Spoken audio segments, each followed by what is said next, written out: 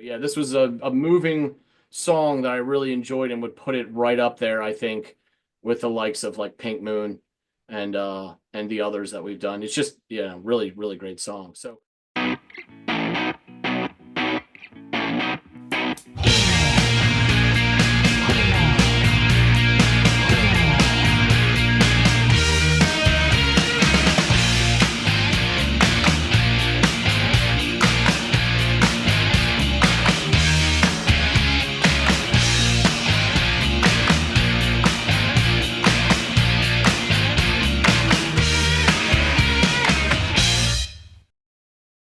hey, everybody out there, welcome back to another episode of the Audiophiles. I'm Andy. The man over there is John, and we are here to discuss some. Hello, John.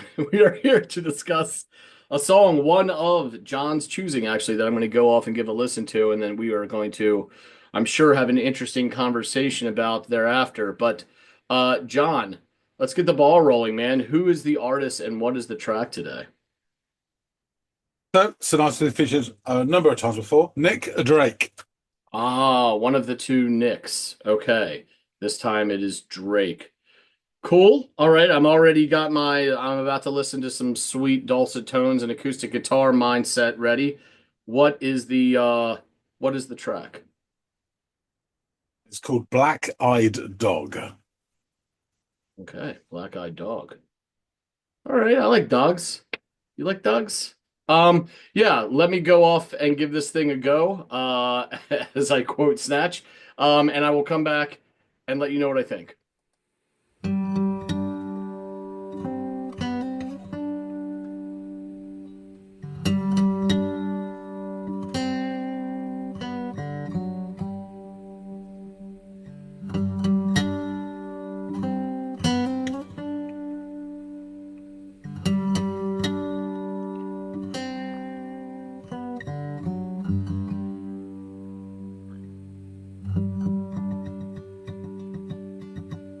Mm.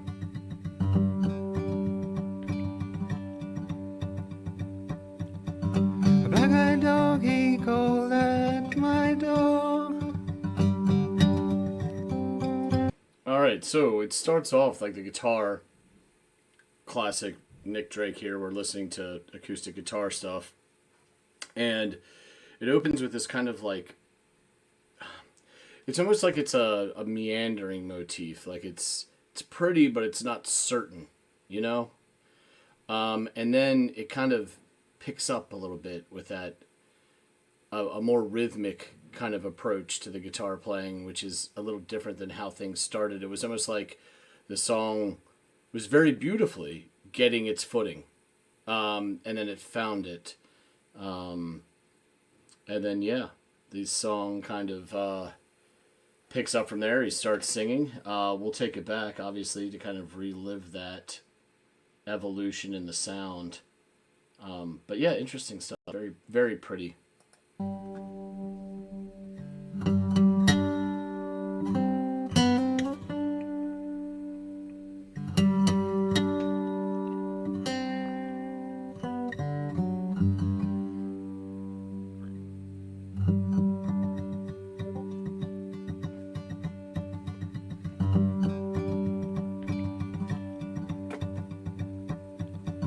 A black-eyed dog, he called at my door.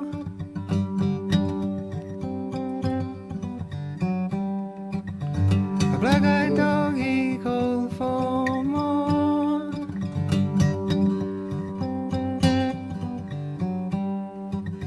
A black-eyed dog, he knew my name. Mm.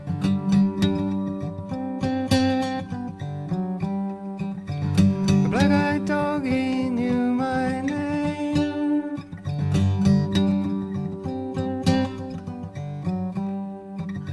A black-eyed dog.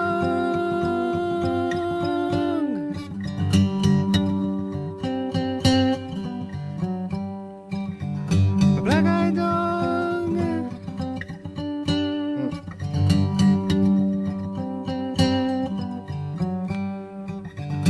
Growing. Okay, so before he progresses there, obviously the titular character has made his appearance several times in the lyrics here.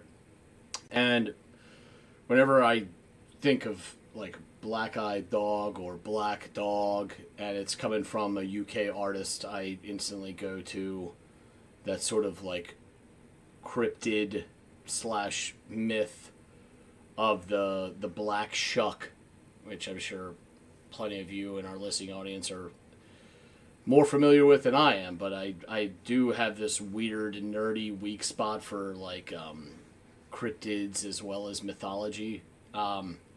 So I know that oftentimes, but not exclusively, I don't think the black shuck has been meant to symbolize like a harbinger of death, as well as I think just misfortune in general. But oftentimes, death seems to be the most prevalent of repercussions that unfold as a result of encountering the black shuck.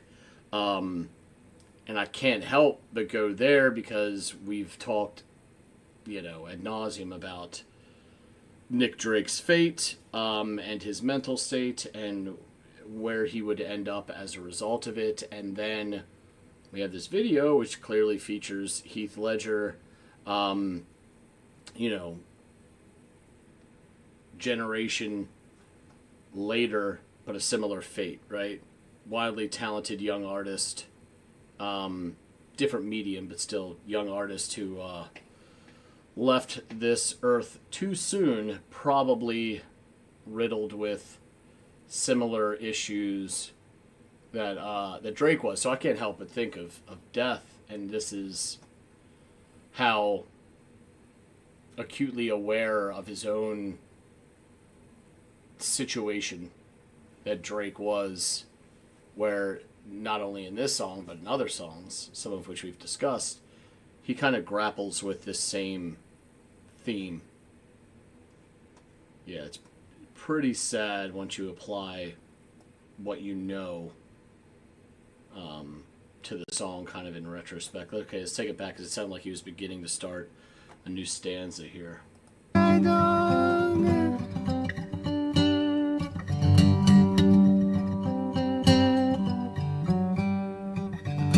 growing old and I wanna go home. Growing old and I don't wanna know. I'm growing old and I wanna go home.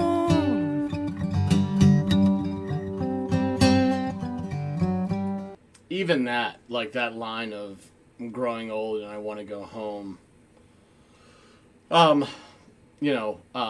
One, he's not growing old physically, but I think he feels old, or he feels that this is old, this existence.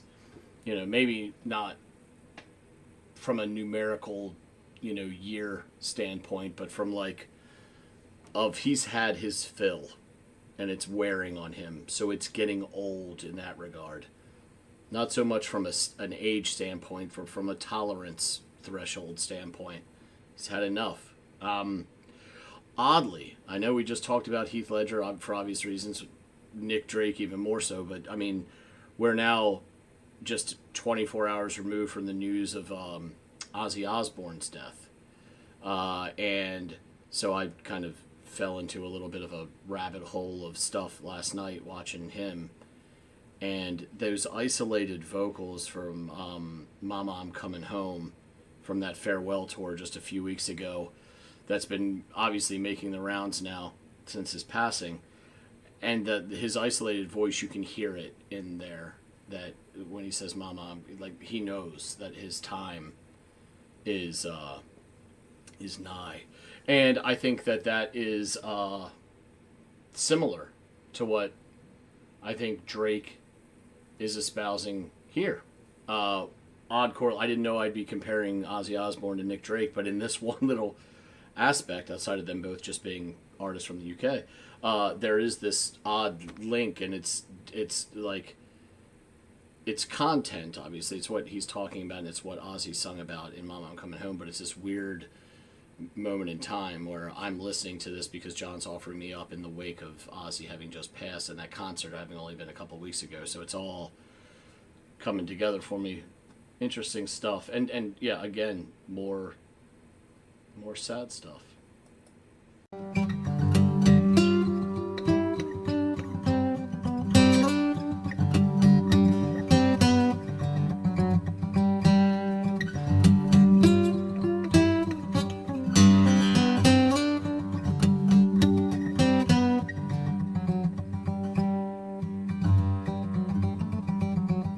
Well, that's pretty. Diddle diddle diddle diddle.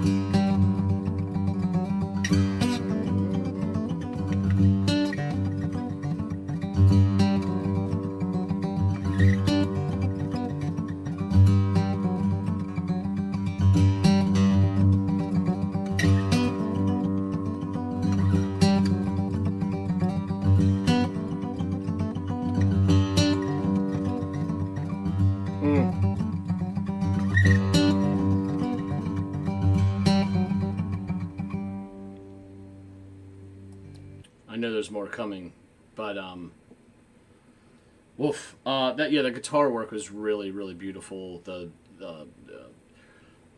twang and the snap of the string, as you can literally hear Drake's fingers moving across it fluidly. But you also pick up on all these things that John and I gushed over this, like the perfect imperfection of the sounds of acoustic guitar, because you pick up everything, every finger movement and the scratch of the finger on the fretboard and all that stuff that, you know, when things are really produced and stuff, they try to like get all those kind of sounds out of it. But I love that it's just in its raw form. I think that's the best way to hear this kind of music. A black-eyed dog, he called at my dog.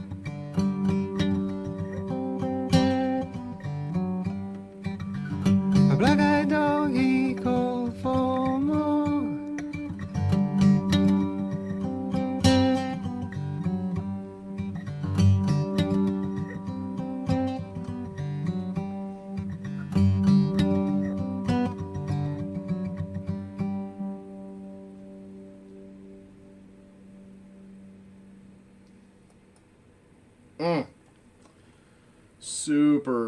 Super depressing, but you can't argue that it's really, really beautiful. This idea of like the black dog calling at your door, the black dog calling for more. I wonder what he means by the more part. You know what I mean? Because you can only die once, but I think that's only half of it. I think this idea of calling for more is just like he's exhausted with having to keep pushing on. You know, there's just you get the feeling that he just wants it all to stop. So yeah, interesting dynamic or like these juxtaposition between calling at my door and calling for more. What is the more that he's calling for? More of you that you just don't have to give? Yeah, interesting stuff. Again, I mean, Heath Ledger, one of my favorite actors. I wish so much that I could have still be spending time watching him in roles that he's just crushing out here. And Nick Drake, I wish that there were more albums and a larger discography to pull from, because they were both, bright stars that left the earth too soon. A little bit different though, because I feel like with Ledger we were just starting to get an idea of how bright it was, and then it was snuffed. And with Drake, for most of us, it wasn't until well after he was gone that we started to really appreciate what we had and what could have been. Regardless, they're both super sad stories of really talented bright lights that got snuffed out too soon. Let's get back to John and discuss this further, kind of go over if the black-eyed dog is in fact an allusion to the Black Shuck, and any other interesting factoids about the man himself that we have yet to discuss at this point, or obviously ones about this song that we've certainly not yet discussed. So, yeah, let's get back to him. Googie with us. He's back. So you've had to listen to A Black-Eyed Dog by Mr. Nick Drake. What do you think? Um, man, these songs are fucking really depressing. It's like once you know the story of the man, every song you listen to, you're like hyper aware of everything that unfolded with him, and then add to the mix, they it's littered with shots of another similar person, maybe a generation or so removed, who had kind of a similar fate in Heath Ledger. And I'm watching this, I'm just saying, God damn, this is heavy. And then of course the lyrics are, because it's Nick Drake, and the guitar is like woefully beautiful. So it's just like, God damn, dude, I need to go take some like medicine after this and get my head right. Because yeah, it's very depressing. The song begins with, as most of his songs do, if not all of them, I would imagine at this point.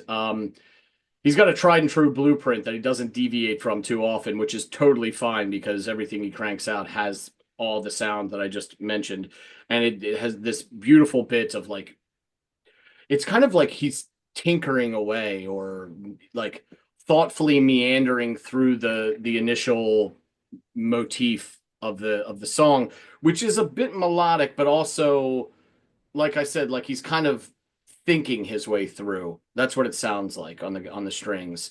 Um, and then the kind of that intro bit winds down, and he shifts into a more like rhythmic motif on the guitar, at around the 26-second mark, and it's slightly clipped sounding, and it has a more like rhythmic quality to it, and a little bit more pace and movement as well. And so it's like going from like a meandering to like a very light gallop, as far as pacing goes from the two parts. And he sings of this black-eyed dog right out of the gate, so there wasn't much of a wait getting introduced to the titular character of this song. And he sings about the dog calling for him and being at his door and wanting more. Um, and Drake even repeats the line about the dog knowing his name.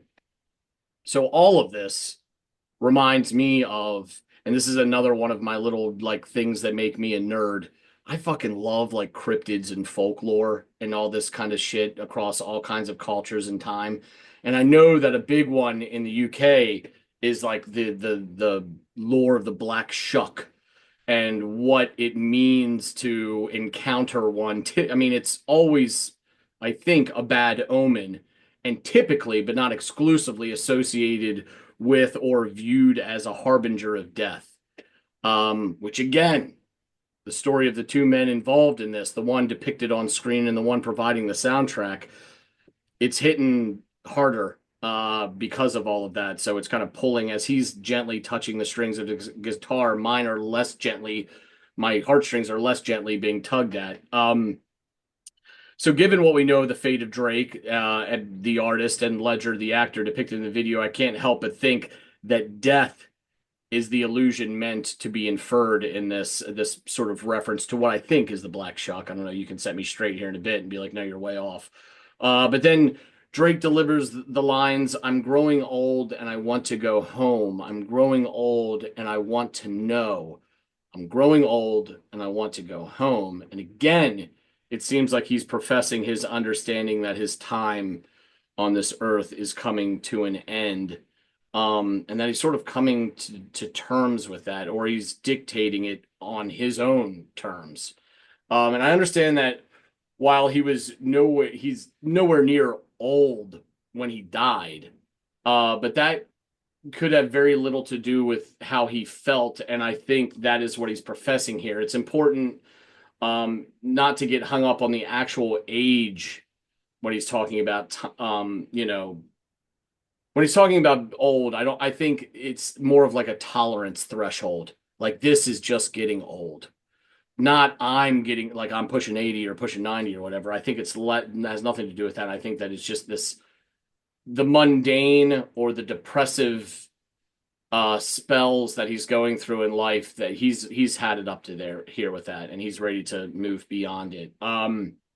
So yeah, I thought that that was kind of an interesting use of the word old, and you kind of have to realize that he's not alluding to age at all. So the bit about wanting to go home, I think, only further underscores this notion that he's ready for the afterlife, whatever that may be. One, cultures all throughout time have kind of referred to death as going home. Here in America, a large part of our African American population will have, instead of like what y'all might call a wake, or we might even call a wake, depending on the lineage of the individual who's passed away, they have going home parties, or that like sort of festivities where they celebrate the life and call it the going home party. Um, Oddly, on top of all of that, and this is, I think, also uh like a bias of now that I'm going through, is that we're 24 hours removed from Ozzy Osbourne having just died, and he's an icon in music. And I went down the rabbit hole of listening to some of his stuff last night, just kind of reflecting on Ozzy, because like he was a huge part of why I listen to music. He might not, as I've grown to be who I am now, he might not be my favorite artist, but I cannot argue how influential he was to the bands I listened to and to the music I listened to when I was picking up the bass. And he's a huge Beatles fan too, so hats off to him. He's awesome. But if you listen to the isolated vocals from that recent farewell tour or concert that he did in early July to Mama, I'm Coming Home, and you hear in his voice this totally come to grips, grappling with it, but understanding that that is the case, that his time is very limited here, and this allusion to going home. I couldn't help to but rope Ozzy in on this experience, as well as dealing with Heath and Drake, because here is this connective point, or this connective tissue, with this allusion to home. So yeah, I was just, that's where I went. Probably recency bias, but there's definitely a connection there. Um, and there's a bit of a break in the vocals where the guitar is allowed to breathe a bit. And I gotta say, there is a lovely bit of twang and this light snap to the strings that is really, really pleasant to the ears. And there's this almost kind of cyclical motif that he plays through and runs through these notes on, and it again has this pace to it, and it sounds fucking lovely, and you can hear every one of those imperfections, those perfect imperfections that come through when you're hearing an acoustic guitar being played, that we've talked about being a huge part of the charm of the instrument, where you're hearing fingers scratch on the strings that then scratch on against the fretboard and the fret markers, and it's just all organic, and it sounds like he's in the room with you, and that's a really pleasant experience to have when you're listening to a song that is as intimate as this one is. It's not only are the lyrics intimate, not only is the story and the myth behind the man kind of interesting, and there can be an intimate connection to that, but there is this feeling that he's right fucking next to you, because the strings are so clear, and every movement upon them is as well. So yeah, that was really beautiful to just sit back, and I think the song not only needed it from a timestamp standpoint, because if he just went on to sing the next song and it wrapped up, Christ, what a short song that would have been. But it also gives everybody to kind of catch their breath a little bit because of all the heaviness in the lyrics. At the 251 mark, Drake's vocals rejoin the mix, but it ironically is short-lived. As he delivers the lines, "Black-eyed dog, he called at my door. The black-eyed dog, he called for more," before the song comes to an end. Now, I was more, the first time that those lyrics hit, I was more like still hyper fixated on the symbolism of the black dog, and the connection to the black chuck and all that stuff. But the line that stood out to me the second time this hit was the called for more. Like, what is the more? You only have one life to give. You can only die once physically, if that's, your belief. So I'm thinking, like, is it Is it the is the more the stuff that he's fed up with and done with, and like it's always something. They just want more and more from me, and I just am done giving it, and I want to check out. Because that to me is the harder thing to find meaning behind, or what that like what the inference is there, than it is from the the Black Dog's Call. My like death is coming for me. That's easy to, if my Black Shuck thing is right. But this line is a bit more open for interpretation. But that's how I took it. Like the calling for more from me when I don't want to give anymore. I have nothing left to give. So yeah, this was incredibly sad for obvious reasons. And this particular experience doubles the emotional heft, given it really underscores the early departure of two incredible talents, both of whom likely heard the premature encroachment of the black-eyed dog. Um, I suppose the silver lining is that we are left with their works in perpetuity. And this song is like a shining example of that. But also the curveball of like thinking of like being taken to Ozzy when thinking about this, because I never thought I'd compare or be bringing up in a Nick Drake reaction the life and music of and impact of a one Ozzy Osbourne. But here I am. I think timing and fate had more to do with that than just my visceral feeling of the song. If he hadn't just died, I wouldn't have probably had "Mom, I'm Coming Home" on my mind. Um, but and I don't want to take any. I don't want this to get pulled away from Nick Drake, because Nick Drake deserves all the flowers every time we do one of these songs. He's an incredible songwriter, both that somehow is both simple and complex in his compositions at the same time, which is really admirable to be able to somehow toe that line or create an amalgam of two diametrically opposed things. But also, like, you and I talked off camera, I think, recently, and I told you that that like Heath Ledger's performance in the Dark Knight was one of the performances that made me see the movie 5 times in 2 days. Which is, I've never done that. And I'm sure as the older and more cynical I get, there's less likelihood of that ever happening again. So he's probably the last actor that had that kind of influence on me to go see such a moving, stirring, interesting performance of a character that had been, even Nicholson's was rather campy to that point, that it was so gritty and real and dirty and just made you feel. So yeah, I've grown through the channel and through you to have this reverence for Drake. And I've had it since I saw Ledger back in, like, what was that, 2009 or whatever. So yeah, interesting circumstances where they used the visage of Ledger to a narrative that would fit both he and the artist himself, Drake. So yeah, it was a very interesting experience listening to all this, reflecting on both those guys' accomplishments and their art and their output, whether music or theater, and to even sneak in a little thought of Ozzy this a day after his passing. So yeah, this was a moving song that I really enjoyed and would put it right up there, I think, with the likes of like Pink Moon and the others that we've done. It's just, yeah, really, really great song. So tell me more. Tell me if I'm right about the dog interpretation, and tell me what you can, I guess, more about the song, because we've definitely covered the man a lot on the channel. So So yeah, just to say to folks out there, we have covered some Nick Drake songs. There's a playlist. This will be added to it. Link to it below. So if you want to go and learn a bit more about his overall life, etc., you can go and check out previous episodes. We'll just concentrate on this little ditty, which is about to get a little bit more interesting for you. I will say, first off, I think this is a masterpiece. It's just a great, great song. And the more you know about it, the greater it becomes. So, as you know, we've talked about it. Nick Drake's done 3 albums and then he passed.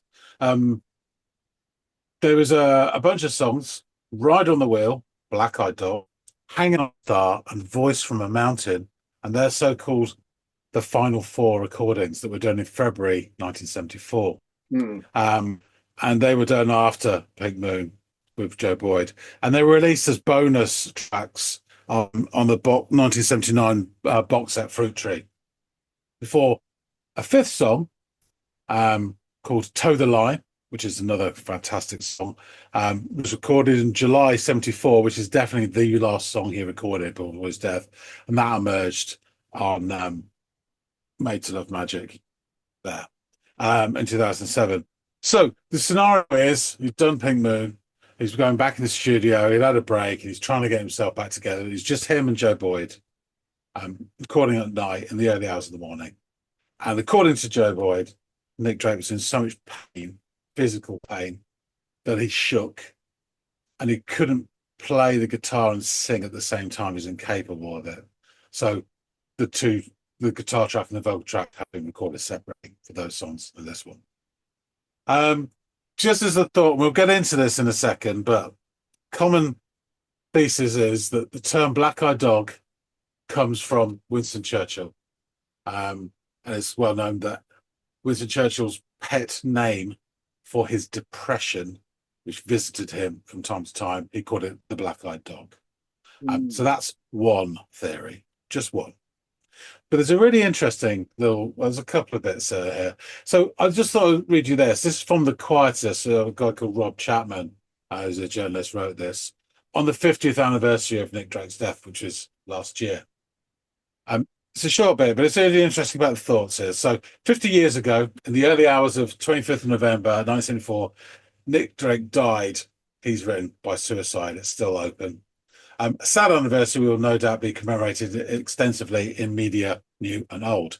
Those who knew Drake and musicians who were touched or influenced by his music will be solicited for a quote. Drake experts will file their 1,500 words, and they will all say pretty much the same thing. It'll be by and large a tick box exercise in repeating what is now established party line, which is reclusiveness will cast an all-encompassing pall over his life and work. It's this overriding interpretation of Drake that troubles me the most. The malaise that comes to overshadow the art.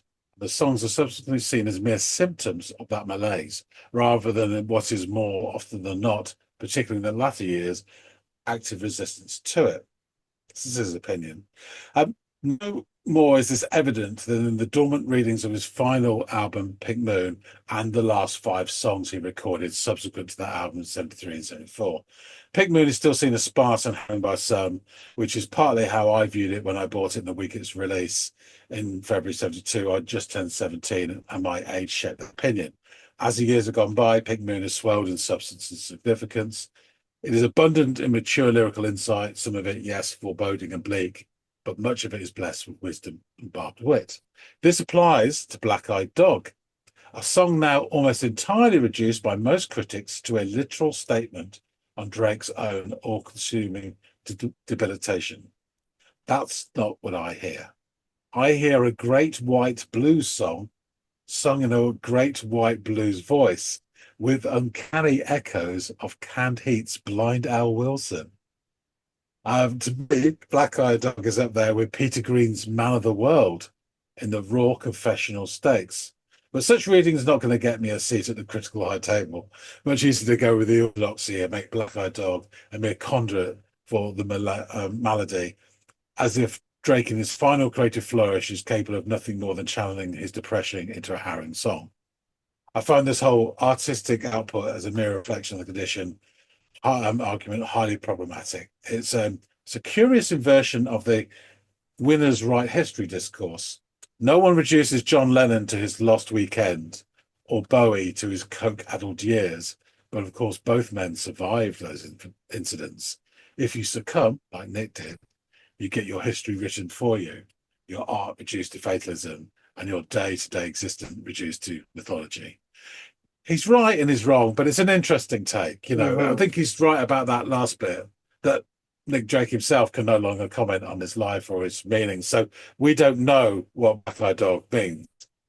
No one knows for sure. Yeah. You can interpret it, and everyone's got an opinion, and that's fine. So yeah, but it's just an interesting take. That I thought that was just a really somebody coming at it from a different angle. You know. Yeah, and fair play to him for giving an argument a different perspective that it was I'm sure lacking, because everyone probably flocked to what is seemingly the obvious. Yeah. But I don't know if that makes the obvious any less obvious because he's got a different perspective because he went against the grain. But it's still interesting for sure. It is definitely. So the lyrics: a black-eyed dog, he called at my door. The black-eyed dog, he called for more. A black-eyed dog, he knew my name. A black-eyed dog, he knew my name. A black-eyed dog, a black-eyed dog. I'm growing old and I want to go home. I'm growing old and I don't want to know. I'm growing old and I want to go home. Black-eyed dog, he called at my door. A black-eyed dog called for more.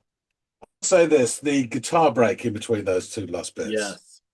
The reference with all the interesting, the touch and feel.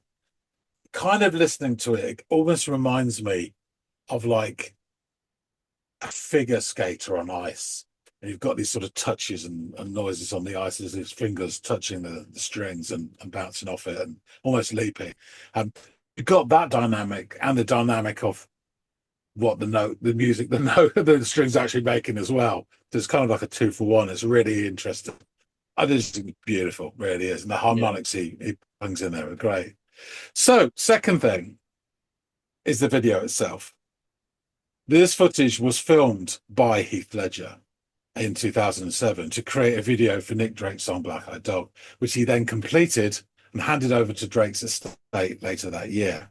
The original cut has probably been shown only twice while Ledger was alive. He did say, I was obsessed by an artist by the name of Nick Drake. He claimed in September 2007 at the Venice Film Festival conference. Ledger was there promoting I'm Not There, which at the time he plays Bob Dylan with other actors playing Bob Dylan in that film. He says, I was obsessed with Drake's story and his music, and I pursued it for a while, and I still have hopes to kind of tell his story one day, but it kind of died away, faded away because I ... He was a very mysterious figure, and I felt like I would be taking too many liberties. So to this day, the original cut of the video remains unreleased. So this is, written by this guy called Fernando Nuti, aka Nandi, and he's the one who put this video together and published it. So the Ledger family have stated that the original cut will not be released. The copy is held by Drake's estate, which funded the film's production, and the screening rights are shared on a 50-50 basis with Ledger's estate and Drake's. And currently, there are no plans to exhibit the film. Drake's estate, Brighton Music, does not consider it a music video. So on February 27th, 2008, just a month after the actor's tragic death, the Australian TV show A Current Affair on 9 Network in Australia aired portions of the video. These segments were roughly edited and omitted the ending, which was deemed too graphic for broadcast, and it depicted Ledger drowning himself in a bathtub. And in what you've just seen, you may have just seen, you get like about 1.5 seconds of that. Yeah. Subsequently, a version of the video leaked online with 9 Network logo visible. The second part of the leak cut omitted the 9 logo and mostly comprised of clips available on YouTube of a behind-the-scenes Heath Ledger video with the end missing. Then a documentary came out in 2017 called I Am Heath Ledger, which features some clips from the Black Eyed Dog video that he made.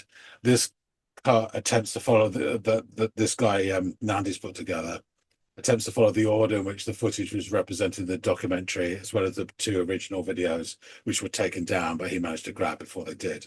So he says, using AI technology, the quality has been improved, and the 9 Network logo has been removed where present. High quality footage from I Am Heath Ledger has been seamlessly integrated into corresponding parts. I'm certain that watching this video can evoke strong emotions, given the somber nature and the tragic fate of both artists. However, such emotions are often inherent in art, and we should embrace and experience them as they are. Heath's video was a personal tribute to Nick, reflecting his deep love for his music, which is important to remember. I hope you can appreciate the result. It's the closest we can get to the original cut. In some ways, omitting the entire bar scene subsequence helps avoid superficial speculation about Heath's state of mind during the filming, which is inappropriate and misleading. Unfortunately, such speculation arose when the leak came out, and this behaviour may have played a role in the original cut now not being available to the public. Instead, this version allows us to focus solely on the footage that Heath filmed in the right context along with the song it was meant for.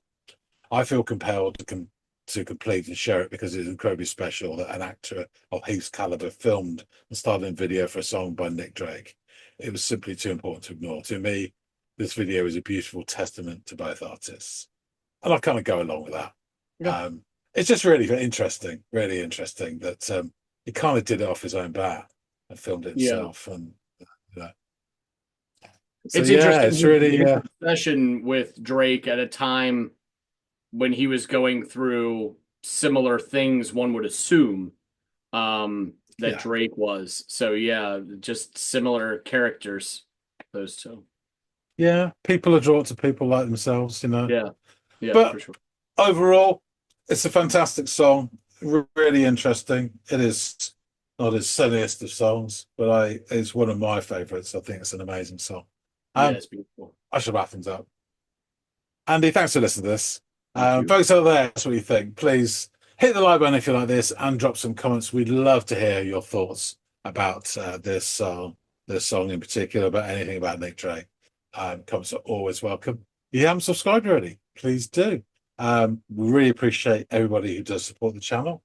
Our numbers are slowly climbing. Yeah, we couldn't do it without you guys, so we do appreciate everybody. That being said, thanks so much for watching. I will see all of you on the next episode of the Audiophiles. See you later, guys.